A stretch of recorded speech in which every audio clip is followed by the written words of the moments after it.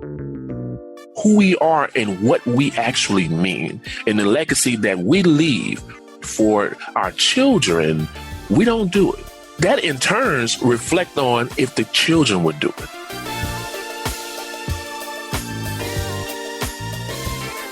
You're listening to the Redefining Wealth podcast with Patrice Washington. In today's episode, I sit down with community activist Kayo Johnson. He says it's time to make your voice count.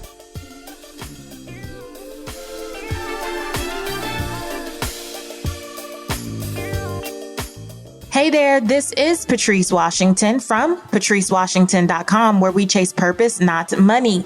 Welcome back to another episode of Redefining Wealth. If you are brand new here, here's what you need to know. This is a community that believes that wealth is so much bigger than just money and material possessions.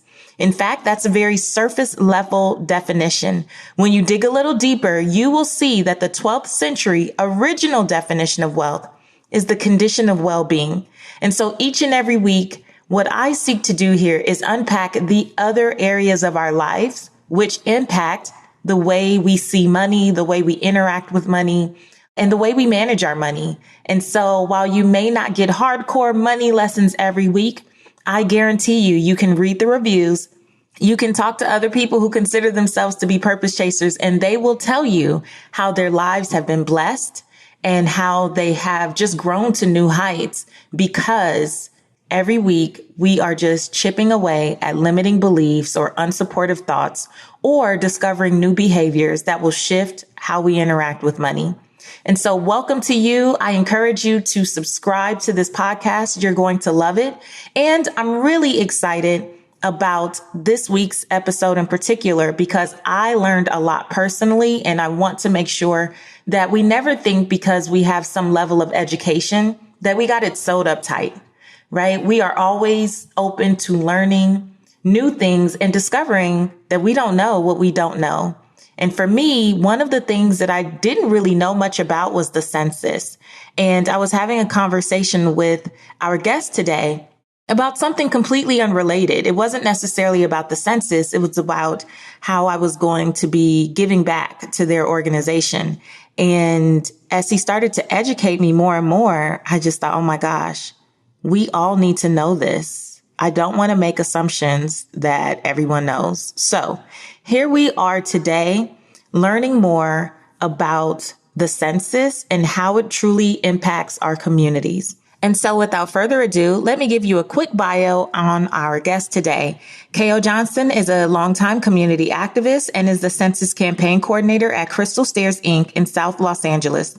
Johnson is a census campaign partner and part of the We Count Los Angeles campaign, comprised of more than 100 grassroots organizations committed to ensuring that everyone is counted in the 2020 census. Without further ado, here's my guest, Kayo Johnson.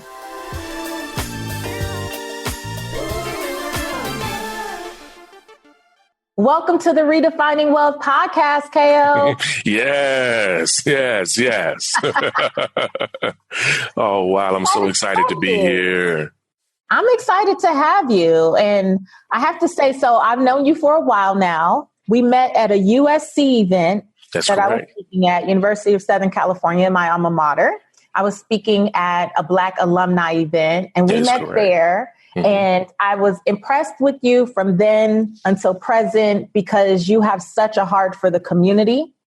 Oh. And every time you have reached out to me, it has been on behalf of your students, yes. of the young people that you serve, of the community that you serve. Yes, ma'am. And I just appreciate the work that you do. But in particular, this last time we had a conversation, you were blowing my mind, because I'm gonna just let the people know right now.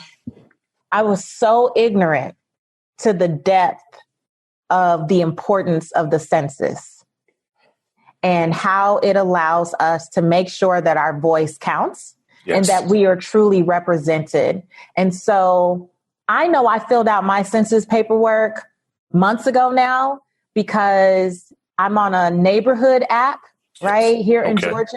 And I saw a post about all the money that was missed, because there was a percentage, but here I think it said like 29% or something of the people in this community, or 19% didn't fill out the census. And it equated to millions of dollars lost.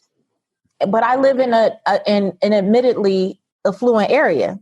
And so they were going in on the fact that people were not completing the census. Wow. And the only thing that I could think, so first of all, I was like, well, let me go on ahead and fill out my form, right? And represent. Yes. But then the other thing, once I understood when they were equating dollars to the percentage of people who missed it, I was thinking about all the times growing up as a little girl, remembering that my grandma used to say, we don't talk to those people. I remember the census takers coming. Yes.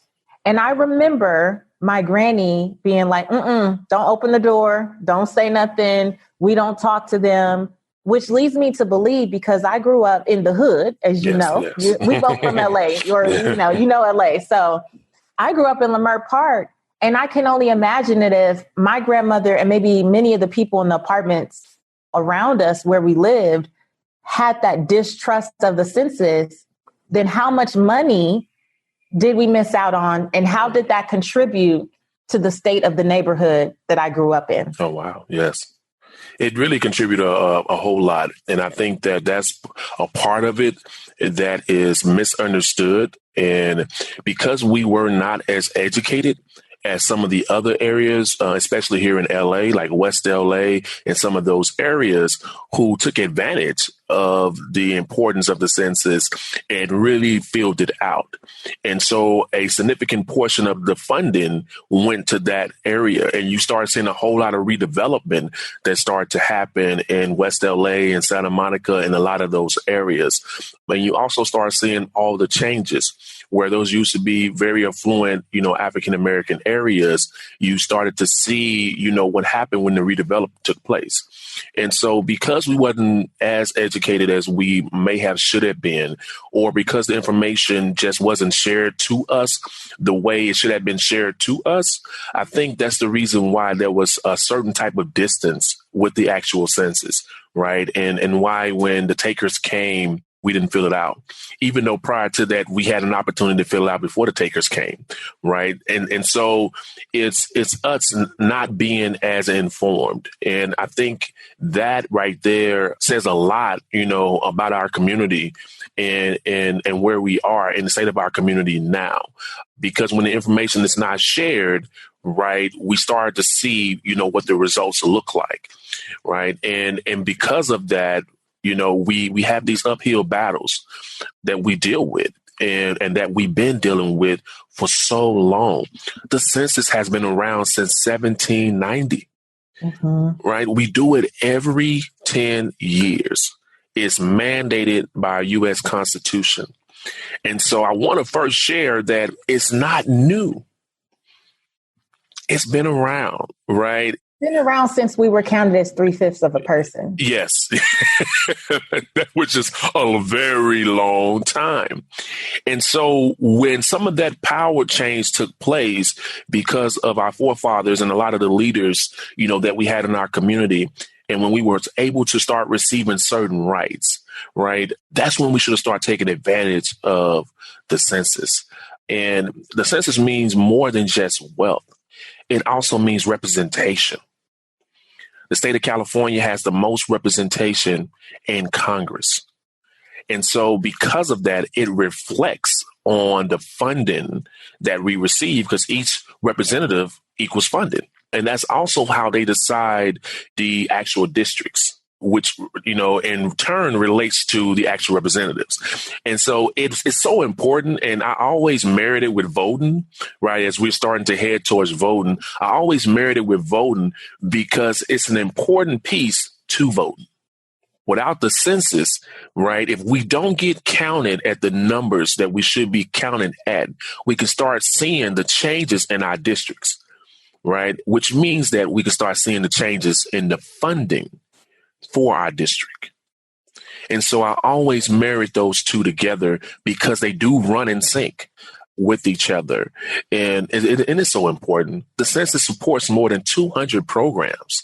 And including in those programs are Head Start and child care services, which are so important for the future of our children. And a lot of times we don't realize where the money comes from that supports the sustainability of education for our children, especially the early education learners. And so it's very important to understand that that money is filtered through by the data that is collected from the census. Yeah. So one of the things that we talked about last time was how often you'll hear people say, well, we don't have enough parks and we don't have enough this. We don't have enough that. And then you say, did you fill out the census wherever you lived at the time? Right. I know I've lived several places in the last 10 years. Right. Yes. But I also felt like this time it was my responsibility to fill it out, whether I'm here 10 years from now or not, because it predicts the funding for the next several years. Right. So when we complain about what we don't have, if we haven't been doing our part with the census, we essentially have to take responsibility for how we contributed to that. That's correct. We definitely do. It's our job.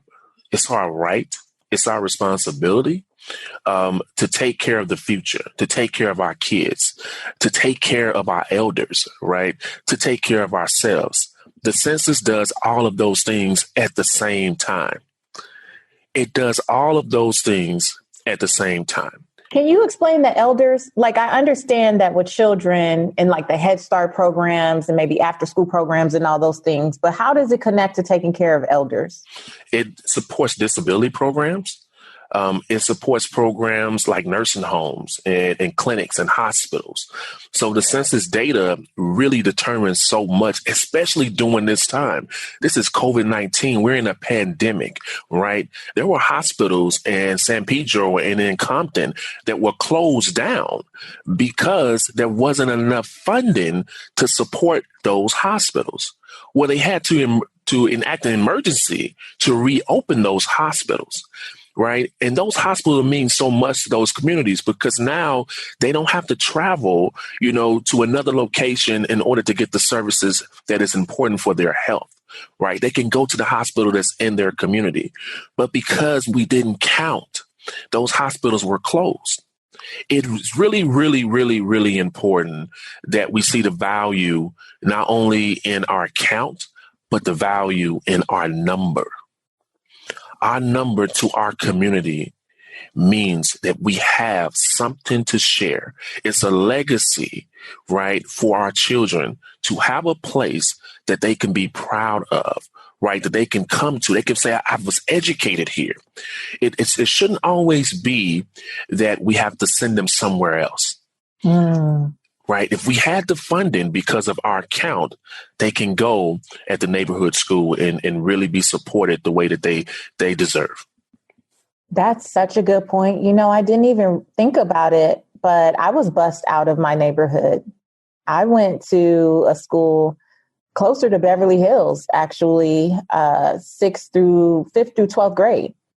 And my mom was like, absolutely not to our local schools, right? Yes. But to the point, though, we also didn't ever fill out the census. And my mom lived in that area for 17, 18 years. So I'm sure she had gotten at least 1 or 2 shots at a census. Yes. At a census. And so that is such an interesting point because it's a way to just help improve the conditions of your community, if not for yourself, for those to come. And I think that's the big thing that really stands out to me, because sometimes, I think that the fear, and I've been reading up and trying to research some of this since we spoke, and I was looking up, why do communities of color in particular fear the census?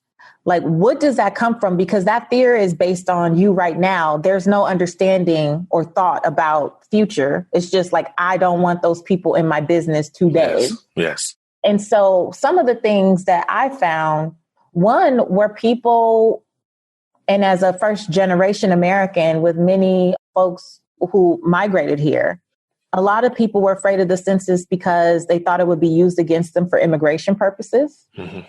Yeah. So that's been a big one that I saw. Another one was just about the number of people who lived in their home.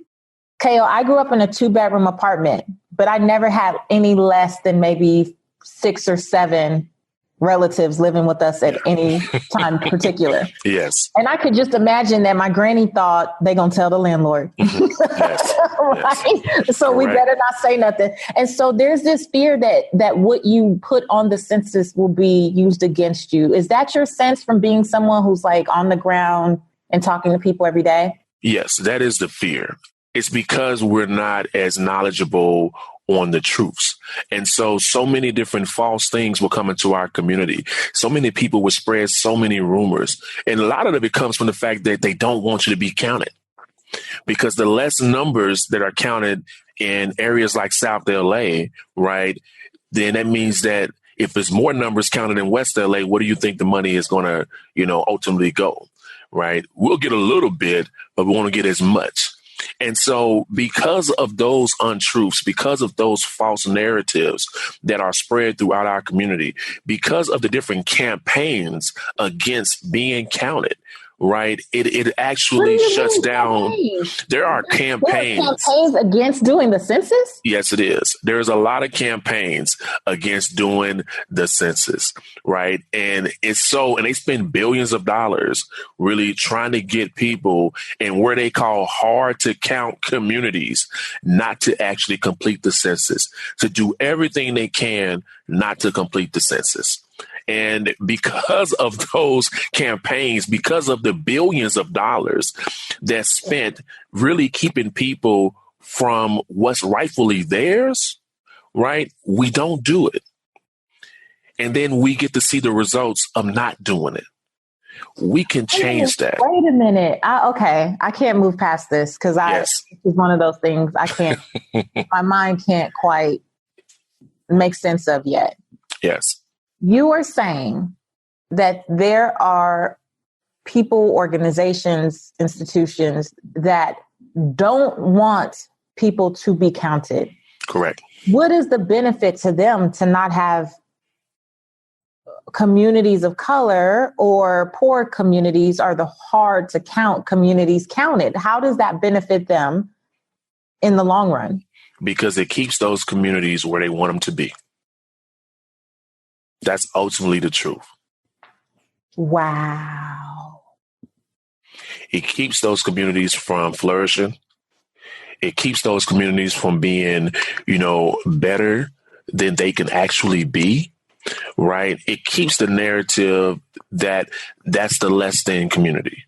If we keep this construction going, right, this social construction that has been developed, if we keep it in place, then certain people can continue to feel the way that they feel.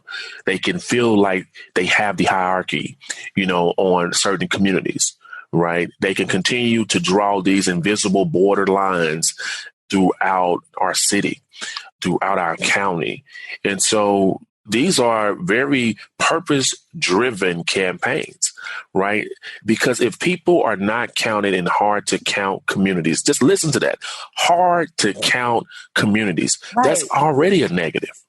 Hard to count means what does that mean? Because if a community is harder to count, then it seems that you would put more effort, more funding into putting boots on the street or whatever you need to do to educate people to be counted. Mm-hmm. So unless you're in some far off rural area, I don't understand how in cities, right, in urban areas, it's hard to count, quote unquote. Yes. But that's also, if you look at the idea of saying hard to count, that's almost like saying difficult, right? It almost goes back to people of color being addressed in a certain light, right? But it's also because the information, again, just hasn't really been filtered in a way that is welcoming, that is an open forum to understand that there is a long-term benefit. When I am out in the community and I am talking to families, when I'm talking to parents, when I'm talking to elders who are 80 years old and she's never completed the census. So we're talking about at least 7 times that she's had a shot at completing the census. And I had a conversation with her and she started to shed tears. And it was based off the fact that she said, I honestly did not know. So it's because we're not fully informed on the importance of our count, on the value of our count, who we are and what we actually mean, and the legacy that we leave, right, for our children. We don't do it. That in turns reflect on if the children would do it. So it becomes generation to generation. And what I loved about my opportunity to talk to this amazing, beautiful queen, her grandson was standing right there, and he was just in awe at her filling out her census. He didn't move. He stood there, right? And what I learned and what I've been able to understand is that we truly are imitators. We truly are reflections of the mirror that we see. And so if we're able to see the things that we need to see, right? Like our parents filling out the census, our grandmother filling out the census, right? Imagine what that does to our eyes, right? Imagine what it does to our questions. Right. It really creates an importance. And it's so funny when I go and set up my table and I have my whole social distance set up and I'm following all the state guidelines and the CDC guidelines. I see the kids, right? They are looking through the window and trying to see who is that? What is he doing? What is he doing? But when they get ready to leave, the first thing they always do is they drag their parent over to the table. They don't know why. They know something is on that table and something is going on over there that we might need to know about. And it has not failed. It happens every single time. And what I have also noticed with that is that if our kids go, we'll go too. Right? If it matters to our kids and to our kids' future, we would do it. And we would do everything it takes to ensure that the future is there for them. That's what it means. That's why it's important, right? And one thing that is not talked about as often and as much about the census is that it do two things. It doesn't only just secure the future for our children. It also ensures that our past is maintained. Oh, yeah. Come on, break that down. I think I know where you're going. And so what I have been able to learn is that for anyone who has been interested in their genealogy, for anyone who ever been interested in their ancestry, right? There's great programs like Ancestry.com and 23andMe who have done successful jobs, right, at connecting us, right, to our ancestors and to our genealogy. And so what I also found out was that they do it through the information from the census. And so I go, well, wow. And so if I'm counted today, years from now, when my descendant wants to know about me, all they have to do is do a genealogy. That means that I am kept, right, in record forever. That's important, especially in today's setting when we don't record things the way we used to. We used to pull out the VCR camera, everywhere we went. We used to have the Polaroids. We was marking down dates and information about what took place in the picture and what was going on. We don't do that as much. Right? We don't capture the moments the way that we used to. We don't create those deep and long, thorough photo albums the way that we used to. No, it's on Instagram and Facebook. But it's really not the same. It's not the same as having something so tangible, right, that we can actually see. And it's so important that we help to secure our future and ensure our past is maintained, that legacy of us and who we are is maintained, right? And for all of my wonderful biblical believers, right, all of my family and friends of faith, the census is not new to us. Even though they say that the first recording of the census was in the book of Luke, where it talked about Mary and Joseph, and Christ was a baby at the time, they was going to Bethlehem because every person had to go to where they was born to be registered, right? But if we look at back in the Old Testament when Noah had built the ark, right? One thing he was informed by God was to ensure that there was two of everything. And when they was getting on the ark, they was being counted two by two. So it's in us, right? It's a part of who we are and a part of our makeup. We have always known about the census, right? And it's important that we continue on the legacy that Christ has already laid down for us. We should be counted. We should know what it means for our community. We should know what it means for our neighbors and our family members and our friends. We should also know what it means for our children. The census is important. The census data is also used for unemployment. The census data is also used to maintain our streets and to ensure that there's parks and there's all types of recreational that's available to us in our community.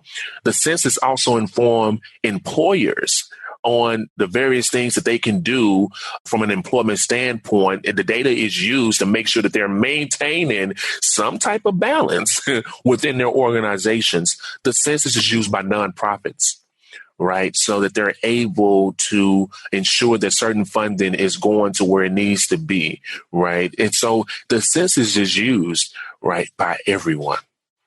The data is important. But one thing I wanted to go back to is your questions that we talked about, the negative rhetoric that's going on in our community. I wanted to make sure that I shared this. Not only is it not true, right? The information not going to be shared with your landlord. There's not an attack on immigration. None of these things are not true. It is simply a population count. We do it every 10 years because our society changes, right? But not only that, our communities changes.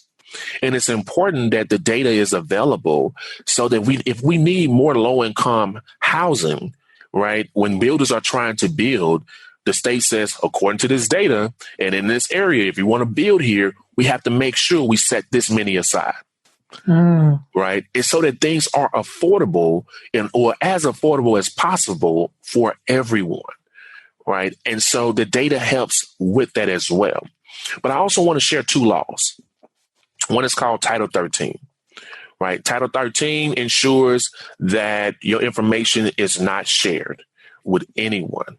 It is really kept stored. It's only available from a data standpoint, and that's it. Just the data, the numbers, which is available, but those only through secure channels.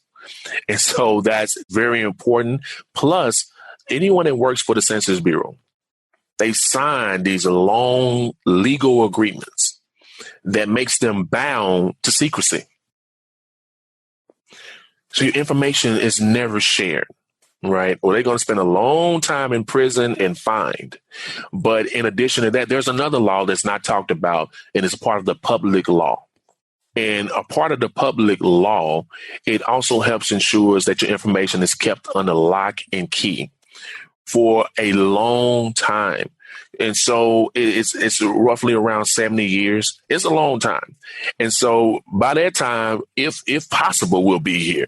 But if not, the information will be made available to programs like Ancestry.com, who uses those for our genealogy and our ancestry. So it's very important that people know that there's laws that are tied to this. You are protected. You are protected. There's security in our law. It does work. It does work.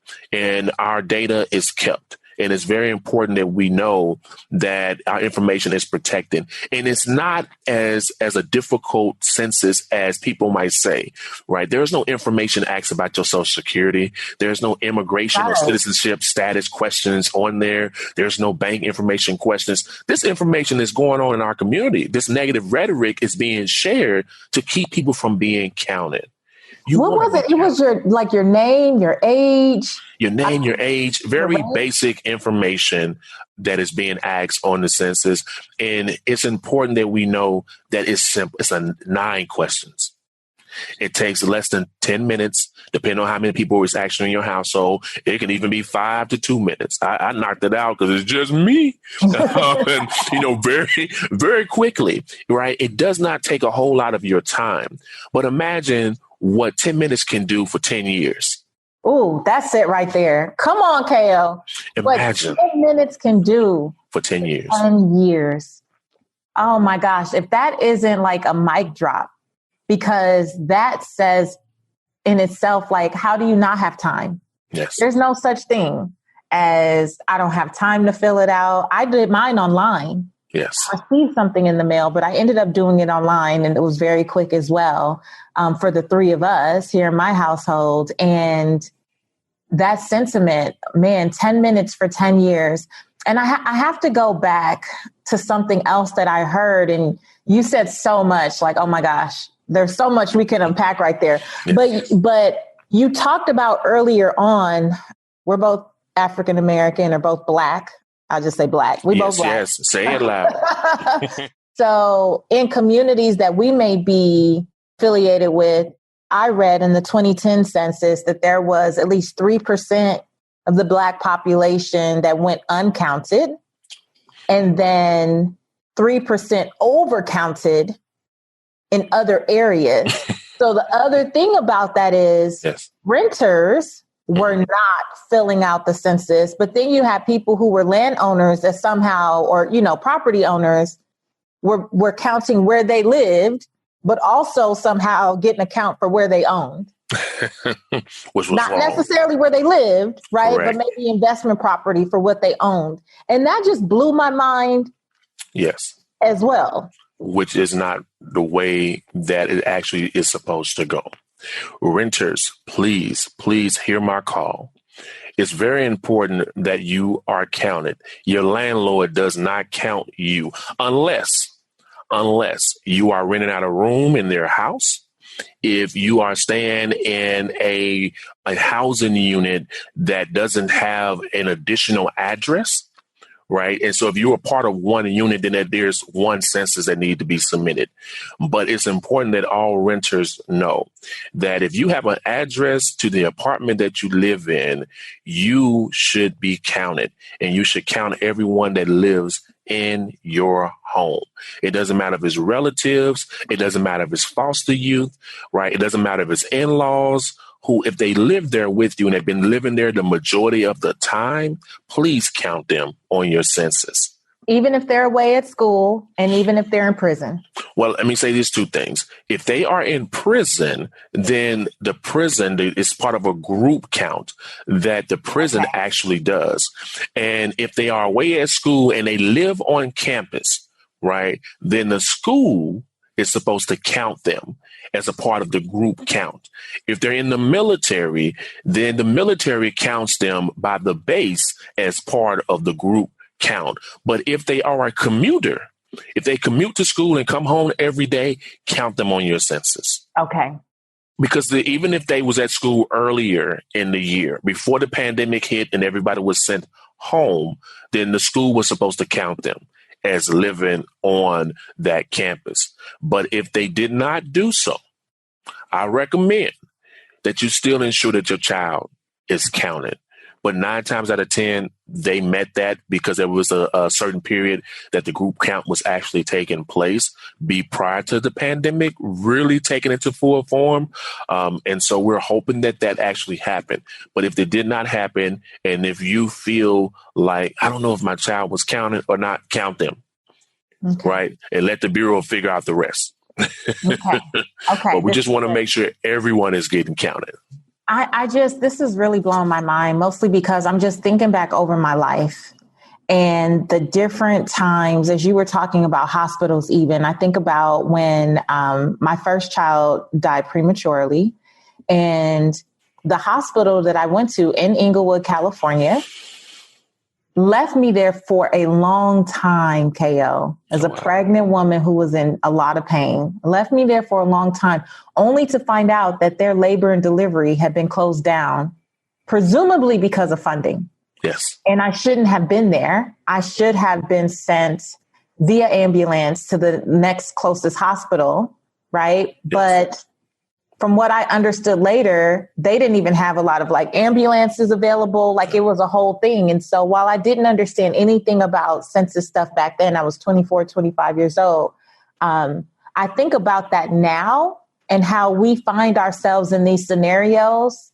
And again, we want to have that uproar and we're like, that didn't make sense. We should have this, we should have that. But that funding may have been completely impacted by a census that was taken 5 years before I even had that experience, or 15 years before I had that experience. And it just really, for me, thinking about that hospital, you know, and the fact that I did have to get bused, my parents felt like it'd be better for me to be bused somewhere else rather than the school district that I was in, and just different things that I think about over the course of my life and not understanding how much this actually has an impact. So when you say that it goes in tandem with voting, you know, as an older adult, I understand even more now the power of voting. And I'm really working to educate myself daily because I don't feel like I learned enough in history or U.S. government. Got A's, but I don't remember much. Yes. So I'm doing my part now to just be aware. And I feel really grateful and blessed that this whole census conversation came up in this time. Yes. Because I just really, again, I'm going to put myself out there. And please, if you're listening, hit a sister up and let me know that I'm not the only ignorant person out here that didn't understand the depth of what the census does for our local community. Because what I understand now is that we leave billions of dollars on the table by not participating. That's correct. What I know now is that millions of Black residents in this country are not counted, which impacts their health care, their public service opportunities, childcare, like any number of things. Your unemployment, as Kayo talked about, like there's so many things that are impacted. And so I just really hope that we all take this seriously. I hope, and I'm going to make sure that I record it in the intro. Don't tune away because you think, oh, it's just the census. No. Like you said, Kayo, this is about not just ensuring the future, but preserving our past as well.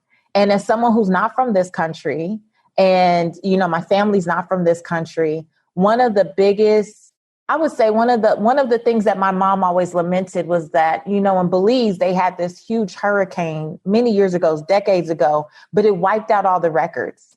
And so they had no records of like people's births, their deaths, like marriages, divorce. They had no records for like 50, 60 years, hundreds of years. But like it took so many years to try to regroup and piece together.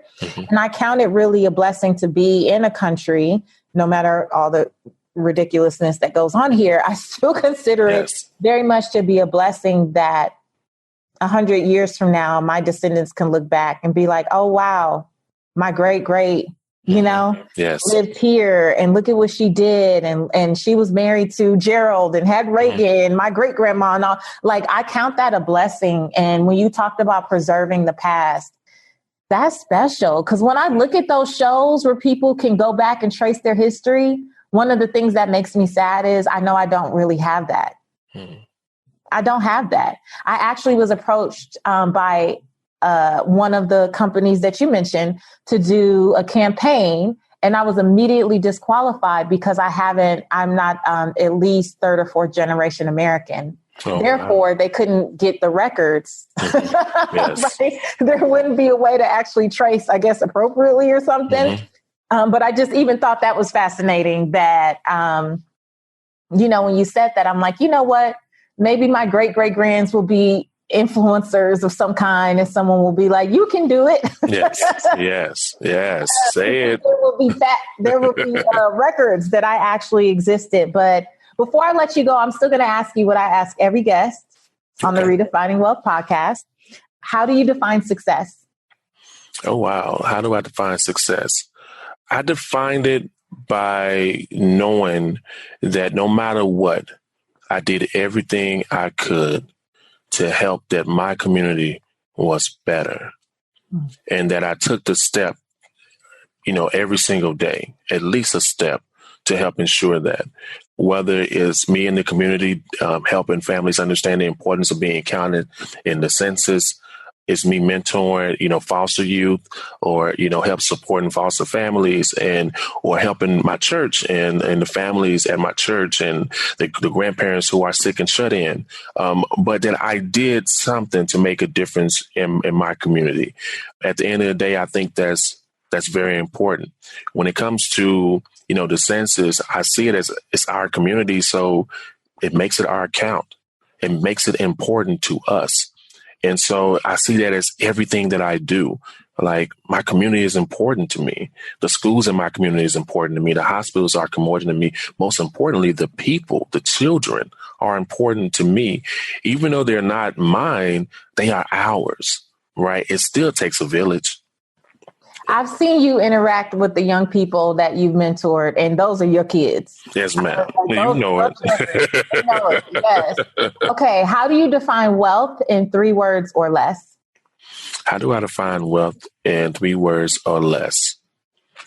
Love, power, faith. Love, power, faith. I got it. Okay. What's one book that has redefined how you see wealth? Wow. Was one book that redefines how I see wealth? Oh, that is a great question. Oh, man. I've never thought about that. Well, you know what? This is what I want to say. There's no greater book that defines it as well as your book. And so I've read your book. The version is for men, with the beautiful football, background, green and blue, and I can describe it. But you give such a message of hope and a perspective of wealth that has never been shared to us. And I think there's nothing more powerful than that. And it really changed the way that I see it. I look at it differently. I do things differently. And it's really because the fact that you set in stone, certain ways to do things that I feel is unshakable. That's awesome. Thank you so much. Look, shameless plug, Real Money Men. Yes. Thank you so much. Okay, last thing, you're going to fill in the blank. My name is, and to me, the truth about wealth is. My name is Kayo Johnson, and to me, the truth about wealth is love. That's it. Thank you so much, Kayo. Thank you.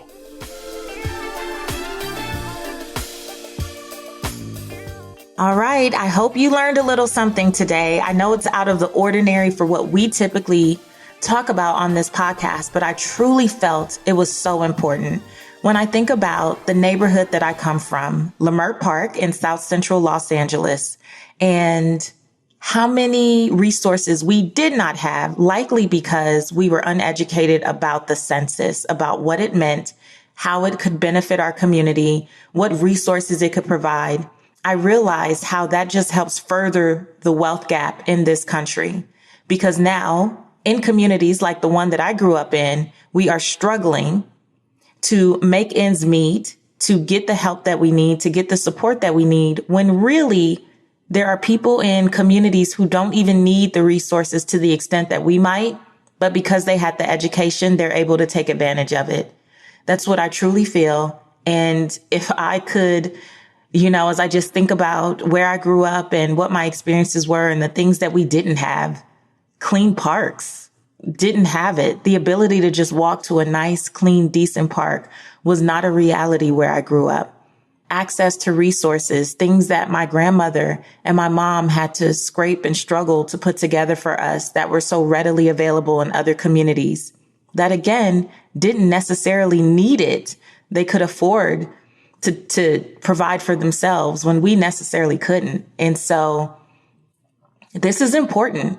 This is important. And for those of you who, like me, honestly, don't live in those communities anymore, it's important that we don't forget, where we came from, that we don't forget that we still have a responsibility to educate, to influence in whatever positive way we can, to go back and support in whatever ways that we can and share this type of information. So I'm really going to beg you to share. Share this episode with folks that you think really need it.